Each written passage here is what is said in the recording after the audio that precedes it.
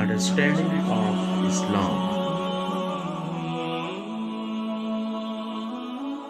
قرآن پاک اللہ کا کلام ہے، یہ کتابی شکل میں کیسے آیا؟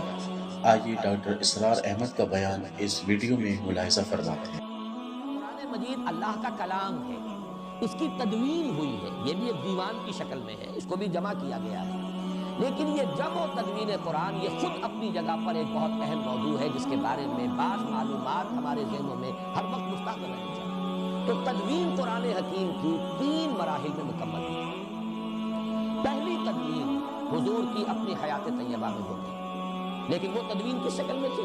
صورتیں معین ہو گئیں، صورتوں کی ترتیب معین ہو گئی، کتابی شکل میں قرآن حضور کی حیات طیبہ تک موجود نہیں تھا۔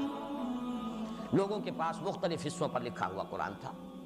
یہ اونٹ کے شانے کی ہڈی اسکیپولا بڑی چوڑی سی ہوتی ہے، عموماً اس پر لکھتے تھے، یا کولے کی ہڈی یہ بھی چوڑی ہوتی ہے، اس کے اوپر لکھتے تھے، یا یہ ہے کہ یہ اس کی چونکہ ربز جو ہے بڑی چوڑی ہوتی ہیں، ان ربز کے اوپر لکھتے تھے۔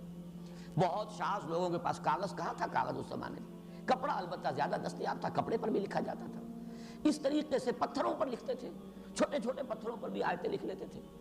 تو یہ لکھا ہوا جو معاملہ ہے، اور یہ نوٹ کر لینا چاہیے، قرآن کا معاملہ جو میں نے کل بھی بحث کی تھی، یہ قول ہے، انہو لقول رسول کریم۔ یہ لکھی ہوئی شکل میں حضور کو نہ دیا گیا، نہ حضور نے لکھی ہوئی شکل میں امت کو دیا۔ حضور کو بھی یہ پڑھایا ہے، سنقرئک فلا تنسی، ہم پڑھائیں گے آپ کو پھر آپ بھولیں گے نہیں، حضور کو پڑھایا گیا۔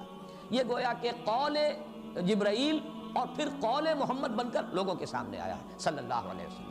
جبرائیل سے حضور نے سنا اور حضور سے صحابہ نے سنا۔ تو اصل میں تو قرآن کی بنیاد جو ہے وہ پڑھی جانے والی شے ہے، یہ لکھی جانے والی شے اصلا نہیں تھی، لکھی گئی ہے، حضور کے زمانے میں لکھی گئی ہے، اور حضور نے اسی لیے یہ حکم بھی دے دیا تھا، لا تکتبوا عنی الا القرآن۔ احادیث کو منع کیا تھا کہ میری باتوں کو ابھی مت لکھو، گڑبڑ ہو جائے گا کہیں، قرآن مجید ہی کو لکھو صرف۔ لیکن یہ لکھنا جو ہے اصل نہیں ہے، اصل قرآن حضور کے سینے میں جمع کیا اللہ نے، اور پھر صحابہ کے سینے میں جمع کر دیا محمد الرسول اللہ صلی اللہ علیہ وسلم نے۔ وہ منہ سے منہ کو گیا ہے، قول سے قول کی شکل میں گیا ہے، لوگوں نے سیکھا ہے حضور کے دہن مبارک سے۔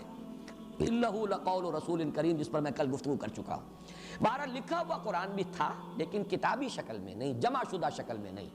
جمع شدہ شکل میں صرف سینوں میں تھا، حفاظ کو یاد تھا، انہیں یاد تھا قرآن اس ترتیب کے ساتھ ہے۔ اور اس کے لیے سب سے بڑی دلیل یہ ہے کہ ہمیں روایات ملتی ہیں صحیح کہ ہر رمضان مبارک میں جتنا قرآن اس وقت تک نازل ہو چکا ہوتا تھا، حضور اور حضرت جبرائیل جیسے کہ ہمارے ہاں بھی رمضان مبارک کے آنے سے پہلے دورہ کرتے ہیں حفاظ، حافظ سناتا ہے، دوسرا سنتا ہے، تاکہ یہ کہ تراویح میں سنانے کے لیے تازہ ہو جائے۔ تو رمضان مبارک میں حضور اور حضرت جبرائیل مذاکرہ کرتے تھے، قرآن مجید کا دورہ ہوتا تھا قرآن کا۔ اور آخری رمضان مبارک جو آپ کی حیات طیبہ کا ہے، اس میں پورے قرآن کا 2 مرتبہ دورہ کیا ہے محمد رسول اللہ صلی اللہ علیہ وسلم نے حضرت جبرائیل سے۔ تو ظاہر بات ہے ترتیب تو تھی، تدوین ہو چکی تھی، لیکن وہ کتابی شکل میں نہیں تھی، وہ سینوں کے اندر محفوظ تھی ترتیب۔ ویسے لکھی ہوئی مختلف صورتیں، مختلف آیتیں لوگوں کے پاس مختلف چیزوں پر موجود تھیں۔ اس معنی میں جہاں تک حافظے میں اور سینے میں مدون ہو جانا ہے قرآن کا، وہ تو نبی اکرم صلی اللہ علیہ وسلم کی حیات طیبہ کے دوران مکمل ہو گئی۔ دوسرا مرحلہ آیا ہے اس کا حضرت ابو بکر رضی اللہ تعالیٰ عنہ کے عہد خلافت میں، جب جنگیں ہوئی ہیں مرتدین سے اور مانعین زکوٰۃ سے، اور جنگ یمامہ میں تو بہت بڑی تعداد میں صحابہ شہید ہوئے ہیں، بہت بڑی جنگ تھی، خوریس جنگ تھی، اور اس میں بڑی کثیر تعداد میں حفاظ قرآن شہید ہو گئے۔ اب ایک تشویش پیدا ہوئی کہ اس قرآن کو اب جمع کر لینا چاہیے کتابی شکل کے اندر، ما بین الدفتین یا دفتیین، اس کو جمع کر لینا چاہیے۔ اس پر پھر حضرت عمر کے دل میں سب سے پہلے یہ خیال آیا۔ حضرت عمر نے حضرت ابو بکر سے کہا، وہ بڑے متردد رہے، میں کیسے کروں، جو کام حضور نے نہیں کیا وہ میں کیسے کروں؟ لیکن حضرت ابو عمر اس پر اصرار کرتے رہے، تو پھر رفتہ رفتہ ان کا حضرت ابو بکر کا بھی سینہ کھل گیا۔ انہوں نے فرمایا کہ ہاں اب تمہاری اس بات کے لیے میرا سینہ کھل گیا ہے، اللہ نے میرے سینے کو کشادہ کر دیا۔ اس کے بعد اب جن صحابہ پر یہ بوجھ ڈالا کہ حضرت زید بن ثابت جو حضور کے زمانے میں بھی کاتب وحی تھے، لکھتے تھے، چند آپ کے صحابہ تھے کہ جو خاص اس کام کے اوپر مامور بھی تھے، وحی آتی تھی تو وہ لکھتے تھے، اور ان میں حضرت زید بن ثابت جو ہیں بہت معروف ہیں۔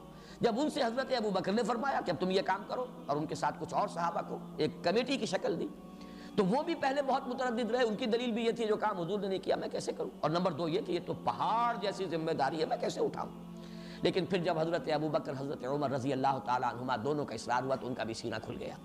پھر اس کو پھر اب صحابہ کرام سے جس کے پاس جو بھی لکھی ہوئی شکل میں تھیں ان سے لے کر، اور پھر یہ کہ مختلف شہادتیں اور حفاظ کی مدد سے اب اس کو ایک کتاب کی شکل میں مرتب کر لیا گیا حضرت ابو بکر کے زمانے میں۔ یہ نوٹ کر لیجئے کہ ایک کتاب کی شکل میں بھی قرآن مجید کی تدوین مکمل ہو گئی ہے